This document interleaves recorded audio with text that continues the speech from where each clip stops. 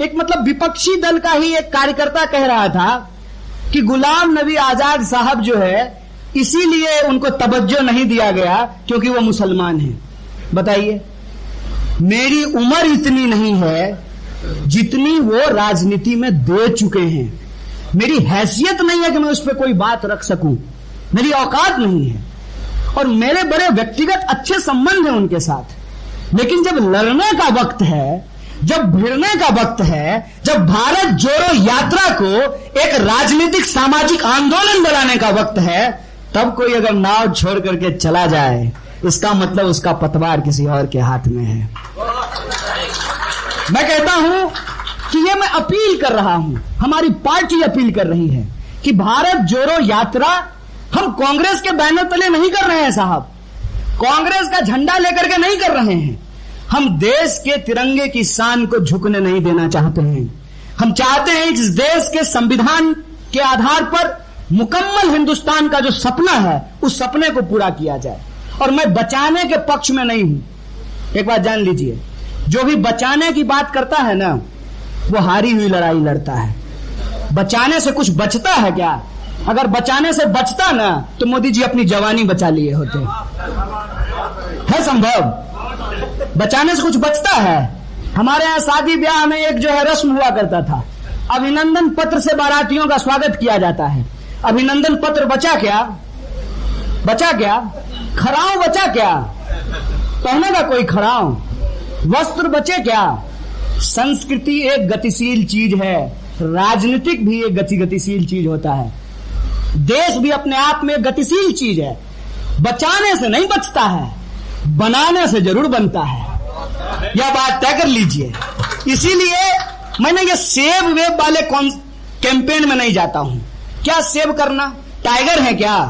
Save the tiger, save the lion, save the constitution, save the country. अरे who are you? Who are you? कहते हैं साहिब लुधियानवी साहब लिख करके गए हैं कि हमसे भी बेहतर कहने वाले आएंगे और आपसे भी बेहतर सुनने वाले आएंगे। आपको किस बात का गुमान है? अरे अंग्रेजों को भी गुमान था कि उनको कोई हरा ही नहीं सकता है। जब 200 साल की गुलामी से हम लोग जीत सकते हैं तो इनको तो अभी 20 साल नहीं हुआ है साहब। किस बात का गुमान लेकर के ये चल रहे हैं? मैं कहता हूं कि अपने अपने हिस्से की लड़ाई लड़ी जाए और देश बनाने के लिए लड़ा जाए। कोई अगर बिस्मिल बनने के लिए तैयार है तो किसी को अशफाकुल्लाह खान भी बनना पड़ेगा। कोई अगर भगत सिंह बनने के लिए तैयार है तो किसी को चंद्रशेखर आजाद भी बनना पड़ेगा। कोई अगर जेल में बंद है तो किसी को सड़क पे निकल करके भी लोगों के हक हुकूक की बात करनी पड़ेगी। और जहां तक राजनीतिक परिवर्तन का सवाल है, राजनीतिक परिवर्तन महज सत्ता परिवर्तन का प्रश्न नहीं होता है। राजनीतिक परिवर्तन का प्रश्न यह है कि मैं जिस पृष्ठभूमि से आता हूं, मुझे प्रधानमंत्री का फैन होना चाहिए। पता है क्यों? प्रधानमंत्री कहते हैं कि मेरी मां बर्तन मांजती थी, प्रधानमंत्री कहते हैं कि मेरे पिताजी चाय बेचते थे, प्रधानमंत्री कहते हैं कि मैं गरीब का बेटा हूं। तो मेरी मां आंगनवाड़ी में काम करती है, मेरे घर की कुल आमदनी 3000 रुपए है, तो मुझे तो नरेंद्र मोदी के साथ होना चाहिए ना। मैं राहुल गांधी के साथ क्यों खड़ा हूं? मैं राहुल गांधी के साथ इसलिए तो नहीं खड़ा हूं कि उनके जो है घर में जो है 3 प्राइम मिनिस्टर हुए हैं। मैं उस व्यक्ति के नहीं, उस विचार के साथ खड़ा हूं। और विचार क्या है? विचार यह है कि आज देश के भीतर जो लूट खसोट चल रही है, इस लूट खसोट के खिलाफ हम तमाम लोगों को एकजुट होने की जरूरत है। और यह एकजुटता मैं तमाम लोगों से कह रहा हूं, यह एकजुटता इस आधार पे बन सकती है। देखिए, पति पत्नी के बीच में भी ना सारी बातों पे सहमति नहीं होती है। मैंने आपको कहा कि आपका बच्चा ही आपकी सारी बात को नहीं मानता है। हम तो फिर भी राजनीतिक दल हैं, सारी बात पे सहमति नहीं हो सकती है। एक बात पे सहमति हो सकती है, अगर हम मिनिमम अंडरस्टैंडिंग पे मैक्सिमम यूनिटी बनाने का अगर प्रयास करें तो। मिनिमम अंडरस्टैंडिंग पे मैक्सिमम यूनिटी कैसे बनती है? कोई भी मानेगा। भाजपा को छोड़ करके किसी दल से पूछ लीजिए और बताइए ईडी का चॉकलेट कैसा लगा, सीबीआई का इंजेक्शन बढ़िया लगा कि नहीं लगा? हमारे यहां जब ईडी आया तो आप बोले कांग्रेस चोर है। आप बताइए क्या हालचाल है? सीबीआई बढ़िया लग रहा है? बोलिए, राजनीतिक संस्कृति का प्रश्न है ना, और राजनीतिक संस्कृति पे बात कीजिए। आज इस देश के भीतर कोई भी व्यक्ति, मैं तो कहता हूं भाजपाई, जल्दी ही गडकरी देश के पहले अग्निवीर मंत्री होने वाले हैं। कोई भी भाजपाई भी अगर इस दो के खिलाफ बोलेगा ना, चाचा भतीजा के खिलाफ, प्रधानमंत्री खड़ा होकर के परिवारवाद का भाषण देते हैं। मेरे आंखों के सामने खूबसूरत सा जय शाह का चेहरा सुंदर मुस्कुराता हुआ घूमने लगता है। क्या काबिलियत है उसकी? क्या काबिलियत है उसकी? किसी भी बात पे एक चीज की अगर डिलीवरी हो गई हो, उसमें अगर सरकार अपनी पीठ थपथपाए तो हमको मानने में कोई दिक्कत नहीं है। सरकार ने एक भी चीज की डिलीवरी नहीं की है, और कोई भी अगर उस पर सवाल खड़ा करेगा तो सीधे तौर पे उसको हिंदू विरोधी, सेना विरोधी, देश विरोधी, एंटी नेशनल, अर्बन नक्सल और टुकड़े टुकड़े गैंग का बोला जाएगा। अरे हमको तो छोड़िए, चुने हुए मुख्यमंत्री को भी अर्बन नक्सल बोला जाता है। ये मेरी और तुम्हारे की बात नहीं है। आज हमारी बारी है, कल तुम्हारी बारी है। भाजपा से यारी किसी के लिए अच्छी नहीं है। आज मेरी बारी है, कल तुम्हारी बारी है। यह लड़ाई देश के निर्माण का है, और देश का निर्माण ऐसा कि हेलीकॉप्टर और ट्रैक्टर का वोट जैसे बराबर होता है ना, किसान हो या अमीर हो, मोटा हो या पतला हो, हिंदू हो या मुसलमान हो, संविधान ने हमको बराबरी का वोट दिया है। शकील साहब एमएलए हैं, एक वोट ना आपका भी, हम एमएलए नहीं है, मेरा भी एक वोट है। बोलिए बराबर है कि नहीं है? ऐसा देश का निर्माण करना है। और देश के भीतर जो लोकतांत्रिक प्रक्रिया आई है, आप तमाम सुधीजनों से आखिरी अपील के साथ अपनी बात खत्म करूंगा, उस लोकतांत्रिक प्रक्रिया को सम्मान देने की जरूरत है। और वो लोकतांत्रिक प्रक्रिया ये है कि आज कोई भी व्यक्ति किसी भी व्यक्ति का बात ऐसे ही मानने को तैयार नहीं है। अगर इस बात को आप समझना चाहते हैं तो आप यूं समझ लीजिए कि आपका बच्चा ही आपकी बात मानने के लिए तैयार नहीं है। तो वो क्या सोचता है, कैसे सोचता है, उस बात का मूल्यांकन करना।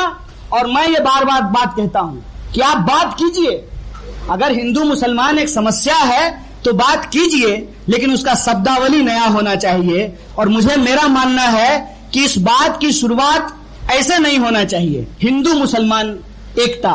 मैं कहता हूं कि इसको ऐसे कहना चाहिए कि देश की एकता, इंसानियत की एकता। इसको इस रूप में बोलने की जरूरत है। अगर हम ब्राह्मण होंगे ना तो कोई गैर ब्राह्मण भी होगा, अगर हम हिंदू होंगे तो कोई मुसलमान भी होगा, अगर कोई मुसलमान होगा तो कोई हिंदू भी होगा।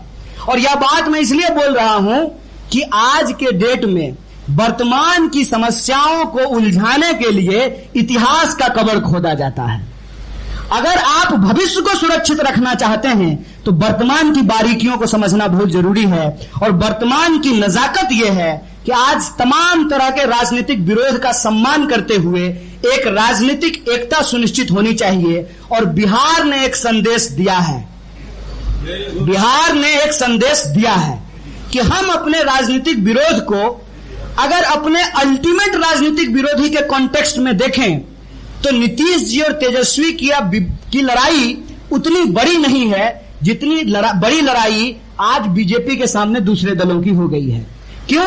क्योंकि अगर भाजपा रहेगी तो इस देश में बहुदलीय व्यवस्था ही नहीं रहेगा। तो जब आपका अस्तित्व ही नहीं रहेगा तो प्रधानमंत्री घंटा बनिएगा, मुख्यमंत्री क्या बनिएगा? तबला। इसको समझिए। तो राजनीतिक संस्कृति का होना, राजनीतिक प्रक्रियाओं का होना, राजनीतिक संस्थाओं का होना, संवैधानिक मूल्यों का होना और जमहूरियत की आत्मा को जिंदा रखना जरूरी है। और बतौर कांग्रेस पार्टी का कार्यकर्ता और बतौर इस देश का आम नागरिक मैं एक आखिरी बात बोलकर के अपनी बात को खत्म करूंगा कि बहुत सारी बातें हो रही है। साहिर साहब को आपने कोट किया कि हर बस्ती में आग लगेगी, हर बस्ती जल जाएगा। तो मैं भी जो है एक व्यक्ति को कोट करके अपनी बात को खत्म करना चाहता हूं कि आज के समय में वह सोचना बहुत जरूरी है जिस पे विचार होना बंद हो गया है। और वो ये है कि सिर्फ वही लोग दोषी नहीं हैं जो गलत कर रहे हैं, दोषी वो भी हैं जो गलत सह रहे हैं या अपने आंख के ऊपर चश्मा लगा लिए हैं। दिनकर जी ने कहा है कि समर शेष है नहीं पाप का, भागी केवल व्याघ्र, जो तटस्थ हैं समय लिखेगा उनका भी अपराध। तटस्थता से बाहर आइए, या तो हम सही हैं, हमारे साथ दिल मिलाकर के चलिए, मजबूरी का गठबंधन मत कीजिए, दिल मिलाकर के साथ चलिए कि दोस्ती हमारी इस बात पर टिकी है कि कम से कम सामने वाला दुश्मन का चेहरा क्लियर कट दिखता है। हम कहते हैं कि ये दुश्मन चुनने का वक्त है, दोस्त अपने आप आपको मिल जाएंगे। अगर हम भाजपा के खिलाफ नहीं होते तो आप सब हमको सुनने के लिए आते क्या? तो हमने ये तय किया है कि हमको किसके विरोध में खड़ा होना है, किसके साथ खड़ा होना है, ये अपने आप तय हो जाता है। और इस देश में कांग्रेस पार्टी इस देश की सबसे महत्वपूर्ण विपक्षी पार्टी होने के नाते अपने भीतर सब तरह का बदलाव करने के लिए तैयार है। हम सड़कों पर उतरने के लिए तैयार हैं। आप भी अपना दिल बड़ा कीजिए, कदम से कदम मिलाइए, भारत को जोड़िए, नया भारत का सचमुच का निर्माण करेंगे। बहुत बहुत शुक्रिया, बहुत बहुत धन्यवाद।